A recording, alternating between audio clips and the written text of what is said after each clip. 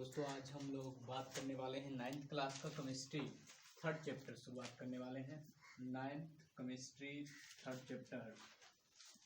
तो इसमें है, इस चैप्टर का नाम है परमाणु, अणु और आयन, जिसके अंतर्गत हम पढ़ने वाले हैं। ये कुछ शब्द हैं जो आपको पता है कि पहले हम लोग गोल्डन शब्द एक जगह पे निकालते हैं पढ़कर, उसके बाद उसमें कौन कौन से चीज़ ऐसे हैं जिसको बनाने वाले हैं, समझने वाले हैं, उन पे विचार करते हैं। तो दोस्तों हम शुरुआत से करते हैं कि क्या हुआ कि अभी तक हम लोग तत्व, शुद्ध तत्वों की बात कर रहे थे और इसके पीछे पार्ट में हम लोग पढ़े थे कि कुल 114 तत्व मतलब पीरियोडिक टेबल में लगभग हैं जो तत्व। तो शुरुआत में से आते हैं कि शुरुआत में तत्व को किस रूप में जाना जाता था। शुरुआत में तत्वों को कहा क्या जाता था कि जो भी पदार्थ है वो सारे के सारे 5 चीजों से ही बना है, जिसे पंच तत्व के नाम से जानते हैं। वो पंच तत्व था छित, जल, पावक, गगन, समीर। छित यानी धरती, जल पानी, पावक अग्नि, गगन आसमान और समीर हवा। इन 5 चीजों से बाकी सारी चीजें बने हैं।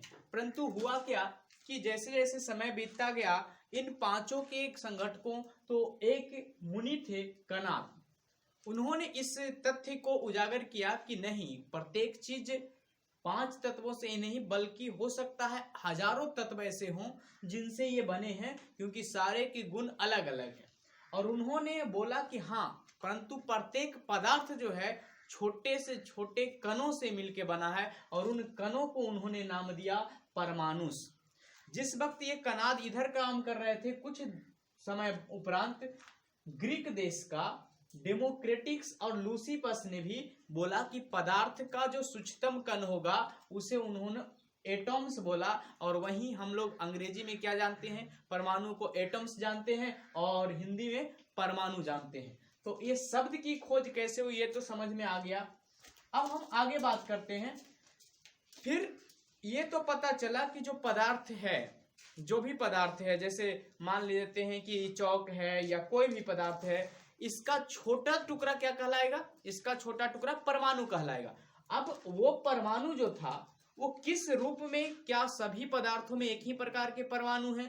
तो ऐसे नियमों को लभाबजे ने बोला कि पदार्थों का जो निर्माण होता है वो एक निश्चित नियम से होता है, और उस निश्चित नियम को रासायनिक संयोग का नियम कहते हैं। जैसे अगर कोई भी पदार्थ दुनिया में है तो उसको टुकड़े टुकड़े करके हम खत्म नहीं कर सकते, भले ही सूक्ष्मतम टुकड़े में हम डिवाइड करें। तो ऐसे ही अनस्वरता नियम पदार्थों पे लागू होता है। और उन्होंने बोला कि ऐसे बहुत सारे चीज हैं प्राकृतिक में जिसका नाश या खत्म पूरी तरह से नहीं किया जा सकता है। तो जैसे ऊर्जा को एक रूप से दूसरे रूप में आप बदल सकते हैं, पूरी तरह से खत्म नहीं कर सकते हैं। तो ऊर्जा अनस्वरता नियम, यही इसी को संरक्षण नियम के तौर पे भी जानते हैं। वहीं अगर बात करें संवेग, तो संवेग क्या है? तो संवेग द्रव्यमान और वेग का गुणनफल है, परंतु ये संवेग भी संरक्षित होता है, ये कभी बदलता नहीं है, ये खत्म नहीं होता है। द्रव्यमान खत्म नहीं होता, द्रव्यमान भी संरक्षित राशि है। फिर प्रॉस्ट ने बोला, एक प्रॉस्ट नामक व्यक्ति ने, कि जो पदार्थ में परमाणुएं होते हैं, उन पदार्थ के जो परमाणु होते हैं वो निश्चित अनुपात में एक दूसरे से जुड़े होते हैं, और वहां से निकल के आया निश्चित अनुपात का नियम। परंतु अभी तक परमाणु कैसा होता है, परमाणु का आकार कैसा होता है, परमाणु के क्या गुण हैं, ये चीज साफ साफ पता नहीं चल रहा था। तो इस चीज के बारे में बताने वाले प्रथम व्यक्ति थे डाल्टन।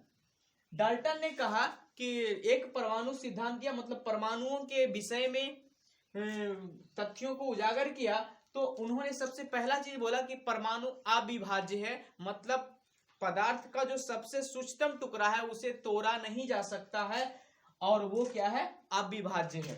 फिर क्या हुआ, उन्होंने बोला कि जब हम एक पदार्थ या एक तत्व लेते हैं तो उसके जितने भी परमाणु होंगे वो सारे के सारे एक जैसे होंगे, मतलब किसी एक ही पदार्थ या एक ही तत्व के सारे परमाणु, सारे कण जो होंगे सदृश होंगे, एक जैसे होंगे, तथा उनमें जो तत्व आपस में संयुक्त रहेंगे वो सरल अनुपात में होंगे, जिसे हम सरल अनुपात का नियम। और उन्होंने ये भी बोला कि दो अलग अलग तत्वों का जो परमाणु कण होंगे वो अलग अलग जैसा दिखेंगे, अब दो या दो से अधिक परमाणुओं के मिलने से जो बनेगा उसे हम अणु कहेंगे, और अणुओं का संपूर्ण समूह क्या कहलाएगा? यौगिक कहलाएगा। अब हम आगे बात करते हैं। उन्होंने क्या बोला कि परमाणु तोड़ा नहीं जा सकता है, परंतु आज हमें पता है कि परमाणु के अंदर इलेक्ट्रॉन, प्रोटॉन, न्यूट्रॉन होता है। इसका मतलब उनका ये वाला जो सिद्धांत था परमाणु सिद्धांत की परमाणु अविभाज्य है, वो आज के समय में गलत साबित हुआ। उन्होंने फिर क्या बोला? परमाणुएं जो होती है सदृश होती है, परंतु हमें पता है कि हीरा और कोयला दोनों कार्बन का ही अपरूप है, दोनों कार्बन ही है, परंतु दोनों के गुण अलग अलग हैं। हीरा सबसे ज्यादा चमकीला है, तो वहीं अगर देखें कोयला तो बिल्कुल चमक उसमें नहीं है। तो यहाँ पे क्या हुआ, उसी प्रकार से बहुत सारे समस्थानिक प्राप्त हुए, क्लोरीन के समस्थानिक, हाइड्रोजन के समस्थानिक, जो अलग अलग गुण को रख रहे थे, परंतु उनके परमाणु संख्या समान थी। मतलब एक चीज तो समान था, परंतु परमाणु द्रव्यमान भिन्न भिन्न था। उसे हम क्या बोले? समस्थानिक बोले। तो इन समस्थानिकों को खोज होने के बाद जो इनका ये था कि एक ही तत्व के जो दो परमाणु होंगे वो एक जैसे होंगे, वो भी इनका गलत हो गया। फिर इन्होंने बोला कि दो अलग अलग तत्वों के जो परमाणु होंगे वो अलग अलग गुण वाला होगा, परंतु ये संभारिकों का खोज होने के बाद ये भी इनका गलत हो गया। क्यों? क्योंकि संभारिक में परमाणु संख्या तो भिन्न भिन्न होता है, परंतु परमाणु भार समान होता है। जैसे कैल्शियम और पोटेशियम दोनों का परमाणु भार कितना है? 40 है। अब हम आगे बात करते हैं। इन्होंने आगे कहा कि जो कण होते हैं, जो किसी भी पदार्थ के कण होते हैं, वो उस पदार्थ के संपूर्ण गुण को समाहित रखते हैं। इसलिए हमें पूरे पदार्थ का अध्ययन करने के बजाय हमें केवल एक कण का, यानी अगर हम किसी लोहे का बड़े से बड़े टुकड़े का अध्ययन करें, इसके बजाय लोहे का एक छोटे टुकड़े का अध्ययन करें, तो उसका भी वही प्रॉपर्टी होगा, वही रासायनिक गुण होंगे जो बड़े से बड़े लोहे का होगा। तो हम क्या करेंगे? हम ऐसा करेंगे कि प्रत्येक चीज का, जब हम यौगिकों का अध्ययन करेंगे तो उसके एक अणु का अध्ययन करेंगे, तत्वों का अध्ययन करेंगे तो उसके एक परमाणु का अध्ययन करेंगे। अगर हम एक परमाणु का अध्ययन जानते हैं, एक परमाणु का प्रॉपर्टी जानते हैं, तो उसके लाखों परमाणु होंगे, वो सभी में वो प्रॉपर्टी लाखों गुना हो जाएंगे। अब हम बात करते हैं, अब ये सब परमाणु जो होता है इतना सूक्ष्म होता है कि जिसे आंखों से देखा नहीं जा सकता। तो जब देखा नहीं जा सकता तो उसे तोड़ कैसे सकते हैं? तो उसके लिए हम देखने के लिए स्कैनिंग इलेक्ट्रो माइक्रोस्कोप और इमिटिंग ट्रांसमिटिंग माइक्रोस्कोप का प्रयोग करते हैं। मतलब ये अत्याधुनिक माइक्रोस्कोप है, सूक्ष्मदर्शी है, जिसकी मदद से हम देख सकते हैं। उसके बाद एक वैज्ञानिक थे, वो थे बर्जीलियस।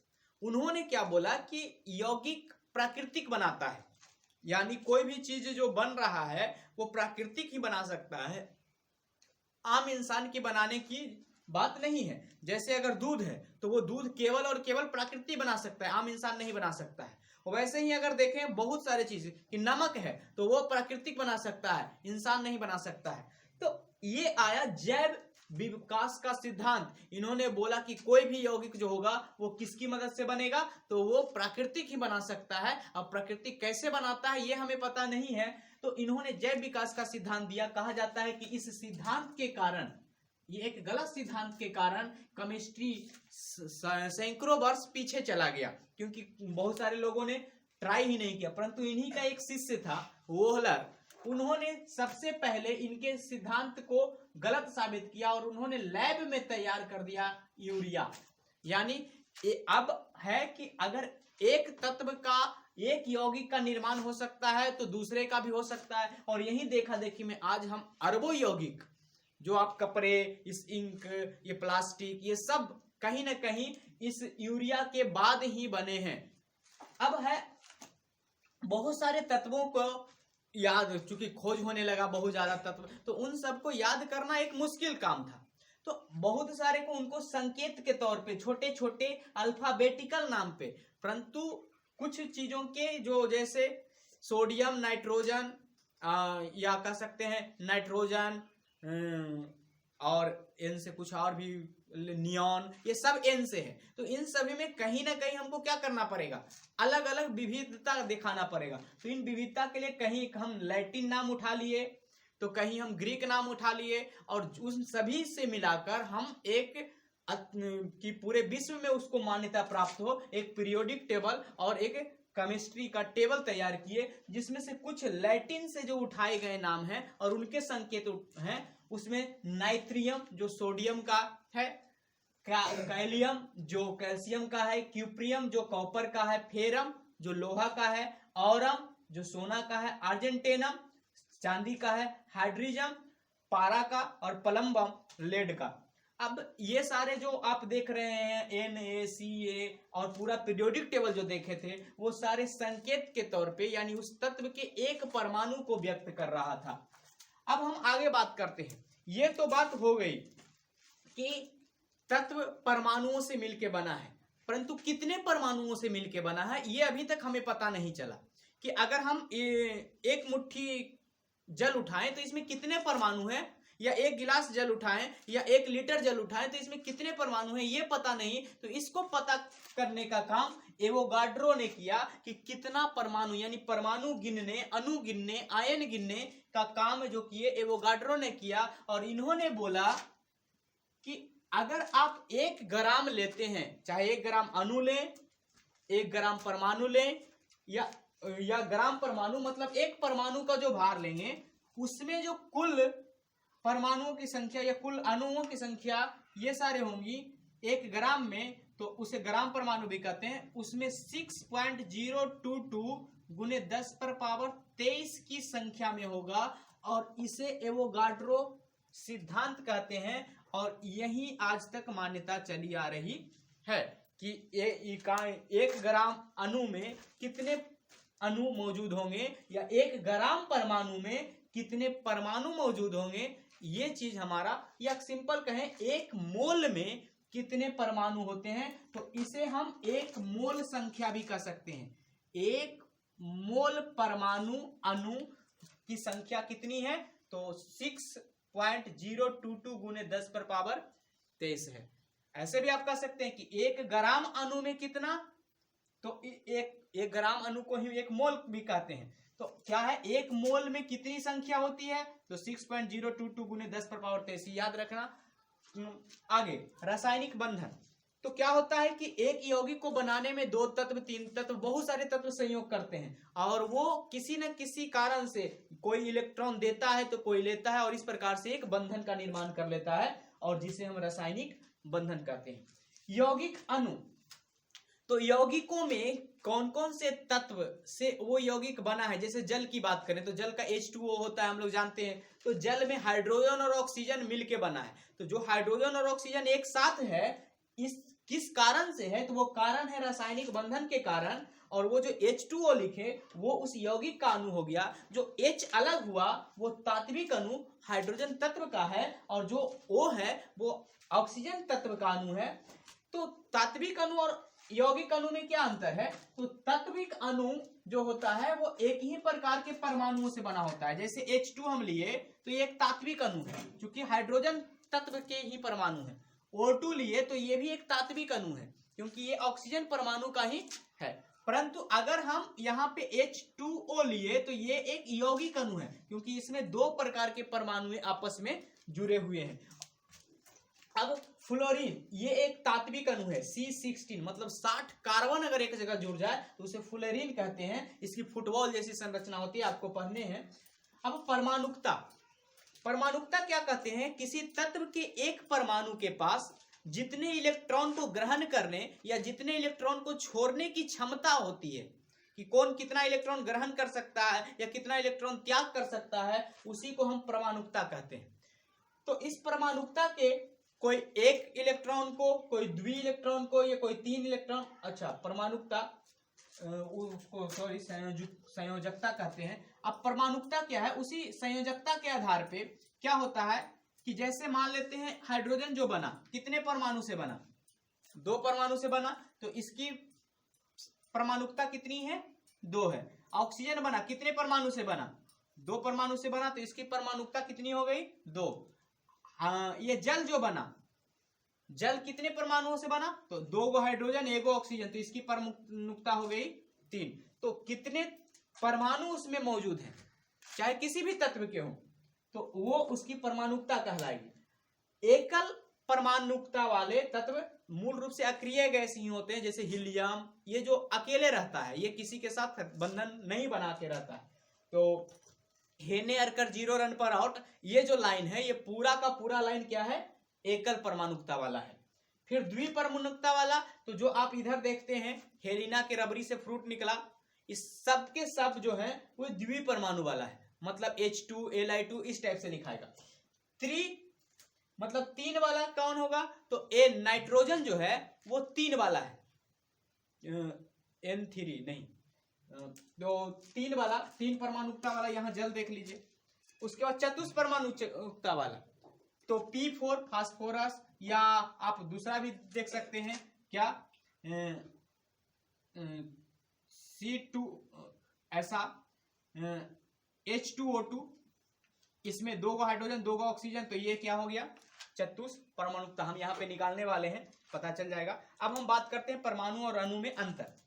परमाणु क्या है, परमाणु तत्व जो शुद्ध पदार्थ है, एक ही प्रकार से बना हुआ है, तो परमाणु तत्व का सूक्ष्मतम कण है, जबकि अणु क्या है, यौगिक का सूक्ष्मतम कण है, जो अधिक तत्वों से मिलकर बना है। उसके बाद परमाणु का जो अस्तित्व है, परमाणु स्वतंत्र अवस्था में नहीं पाया जाता है, केवल किसको छोड़ के, अक्रिय गैस को छोड़ के। अक्रिय गैस का परमाणु स्वतंत्र अवस्था में रह सकता है। परंतु अब ये क्या है, अणु 2 तत्वों के मिलके होता है, और अणु स्वतंत्र अवस्था में पाया जाता है। अणु किसी से अभिक्रिया नहीं करेगा, जब भी करेगा परमाणु करेगा। तो रासायनिक अभिक्रिया में भाग कौन लेता है, परमाणु लेता है, अणु रासायनिक अभिक्रिया में भाग नहीं लेता है। और इसकी आकृति कहें तो परमाणु का आकृति गोलाकार होता है, जबकि अणु का आकृति रैखिक, त्रिविमीय या ज्यादा भी डायमेंशन वाला हो सकता है। अब आयन बात करते हैं। कोई परमाणु इलेक्ट्रॉन को त्याग कर दे तो उसमें जो होगा धन आवेश और ऋण आवेश का जो अंतर हो जाएगा, तो वही जो आवेश युक्त हो जाएगा। जैसे अगर बात करें ऑक्सीजन, तो ऑक्सीजन का O2 का, अगर O2 को देखें तो O के पास क्या होता है, O का होता है 8, तो 2 और 6। अब ये 6 इलेक्ट्रॉन को में से क्या करेगा, 2 इलेक्ट्रॉन ये ग्रहण कर ले, मान लेते हैं 2 इलेक्ट्रॉन क्या करे, 8 पूरा करने के लिए 2 इलेक्ट्रॉन ग्रहण कर ले। तो अब इसमें पहले तो क्या था कि इसमें 8 इलेक्ट्रॉन था, तो 8 प्रोटॉन भी था। परंतु अब क्या है कि 10 इलेक्ट्रॉन हो गया इसका, परंतु 8 ही प्रोटॉन है।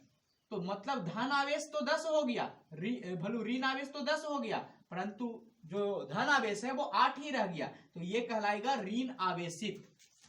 तो आप, और ये ऋण आवेश जो इस परमाणु के ऊपर लिखाया, तभी हम इसको कहेंगे आयन। अब ये परमाणु नहीं रहा, अब ये हो गया आयन। तो इसीलिए हम कहते हैं आवेश युक्त परमाणु को आयन कहा जाता है। मतलब जो या तो इलेक्ट्रॉनों को ग्रहण कर चुका होता है या तो इलेक्ट्रॉनों को त्याग कर चुका होता है, तो उसे हम आयन कहते हैं। जो इलेक्ट्रॉनों को ग्रहण कर लेता है वो ऋण आयन बनाता है, और जो इलेक्ट्रॉनों को त्याग कर देता है वो धन आयन बनाता है। अब आगे हम लोग बात करते हैं स्थिर वैद्युत आकर्षण बल। तो ये इलेक्ट्रॉनों को ग्रहण या त्याग क्यों करता है, तो उसके अंदर की कणों के अंदर आवेश, 2 आवेशों के अंदर बल लगते रहता है, उस बल को बोलते हैं वैद्युत आकर्षण बल।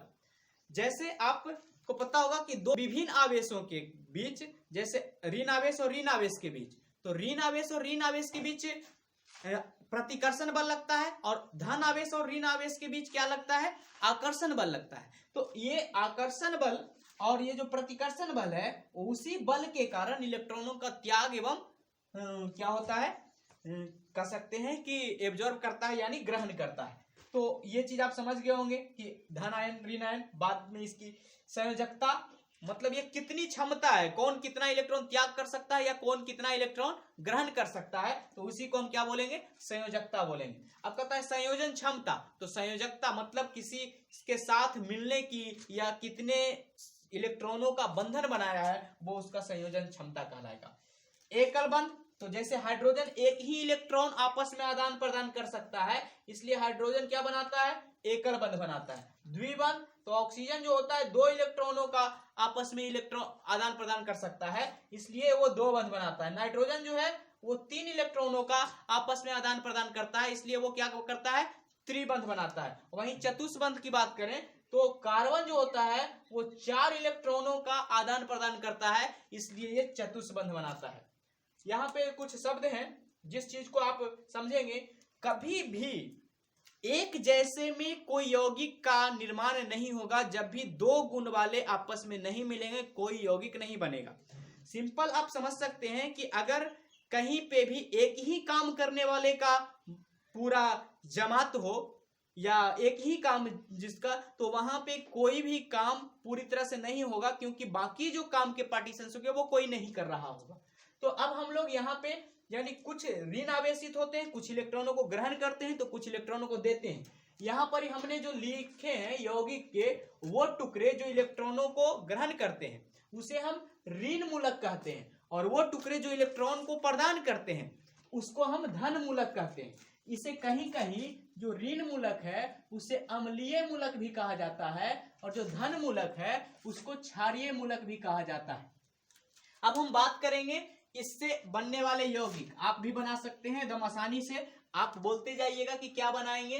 देखिए ये 2 इलेक्ट्रॉन दे रहा है और ये 1 इलेक्ट्रॉन ले रहा है, तो चूंकि अगर हम इसको एक बार लिख दें, Mg लिख दिए तो ये तो 2 दे दिया, परंतु ये लेने वाला केगो है, एगो है, तो ये केगो होना चाहिए, इसकी संख्या 2 गो होना चाहिए। तो हमारा क्या बन गया MgCl2, और हमें पता है Mg से मैग्नीशियम और Cl ऋणात्मक वाला में आइड जुड़ा रहता है, तो ये क्या हो गया मैग्नीशियम क्लोराइड। तो मैग्नीशियम क्लोराइड का सूत्र क्या हो गया MgCl2। आपको अब ये जल्दी जल्दी भरना है, तो इसको जल्दी जल्दी कैसे भरेंगे, तो इसको जल्दी जल्दी भरने के लिए हम एक छोटा सा ट्रिक बताते हैं। वो ट्रिक क्या है कि इसकी संयोजकता को इसके नीचे और इसकी संयोजकता को इसके नीचे एक रहेगा तो मत लिखिएगा, तो यहाँ पे क्या हो जाएगा Fe, इसकी संयोजकता 1 तो नहीं लिखेंगे, परंतु ये Cl तो इसकी संयोजकता 2 तो 2 इसके नीचे लिख दें।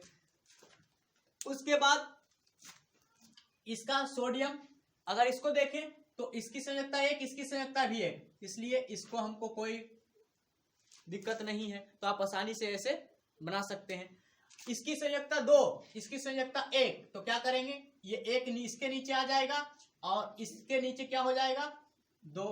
अब इसका नामकरण आप आसानी से मैग्नीशियम क्लोराइड, फेरस क्लोराइड, ये क्या हो जाएगा सोडियम क्लोराइड, जिंक क्लोराइड। आप ऐसा, तो आपको थोड़ा देर इसको रोकिए और खुद से बनाइए, बाद में मिला लीजिएगा।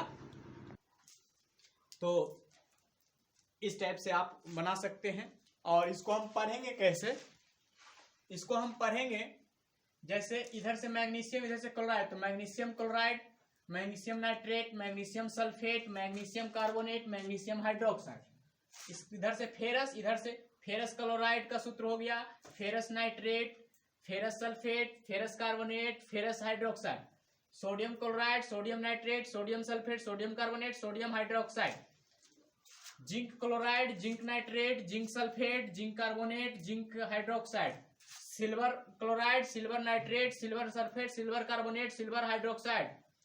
कॉपर, यहाँ पे इस बात का याद रखना कि यहाँ इक है, चूंकि ज्यादा संयोजकता वाला है, कम संयोजकता वाला जब रहता है तो अस, तो इसको बोलेंगे क्यूप्रिक। तो ये हो गया cupric chloride, cupric nitrate, cupric sulphate, cupric carbonate, cupric hydroxide. वैसे ही एस्टेंटिनम, तो इस हिसाब से आप पढ़ भी सकते हैं और बना भी सकते हैं। तो इसका जैसे हमने बाइकार्बोनेट, ये ऋण आवेश HCO3, सल्फाइड SO3, इसका भी 2 है, इसका 1 है, नाइट्राइट NO2 का 1, फास्फेट PO4 का 3, साइनाइड CN का -1। तो आपके पास कुछ धन आयन मूलक है, कुछ ऋण मूलक है, इसकी सहायता से आप ज्यादा से ज्यादा यौगिक को बनाने की कोशिश करें। इस पार्ट में बहुत सारे न्यूमेरिकल हैं जिसमें हम इन सभी के अनुद्रव्यमान और परमाणुकता, मोल, इसकी ये सारी चीज निकालेंगे। तो अगले पार्ट में वो सारे मैथमेटिकल चीजों के साथ आएंगे। गुड लक, आप बने रहें।